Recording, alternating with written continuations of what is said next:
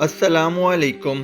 سرور کونین حضرت محمد صلی اللہ علیہ وآلہ وسلم نے 10 صحابہ کرام علیہم الرضوان کو ان کی زندگی میں ہی جنت کی بشارت دے دی۔ ان خوش نصیب صحابہ کرام میں ایک ایسے جلیل القدر صحابی بھی ہیں جن کی روح مبارک کا استقبال بحکم ربی حضرت جبرائیل علیہ السلام نے خود کیا اور خبر دی کہ اللہ عز و جل کا عرش بھی جھوم اٹھا ہے۔ اسلام قبول کرتے وقت ان کی عمر 30 برس یا کچھ کم تھی اور تقریباً 36 برس کی عمر سے پہلے فانی دنیا سے رخصت فرما گئے۔ صرف 6 برس دین حق اسلام پہ گزارے۔ ایک دفعہ حضور اکرم صلی اللہ علیہ وآلہ وسلم نے صحابہ کی مجلس میں فرمایا، جو ابھی دروازے سے اندر آئے گا وہ جنتی ہے۔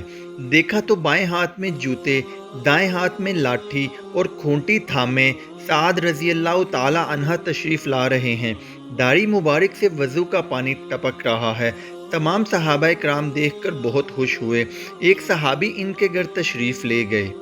1 دن، 2 دن، جب 3 دن ہو گئے تو سعد رضی اللہ تعالی عنہ نے پوچھا کیسے آنا ہوا؟ فرمایا آپ کو جنت کی بشارت کیسے ملی؟ جو تہجد آپ پڑھتے ہیں وہ میں بھی ادا کرتا ہوں، جو نیکیاں آپ کرتے ہیں وہ میں بھی کرتا ہوں۔ جواب میں سعد رضی اللہ تعالی عنہ نے فرمایا، میں نے آج تک کسی مسلمان کے لیے اپنے دل میں حسد، گرہ یا کینہ نہیں پالا۔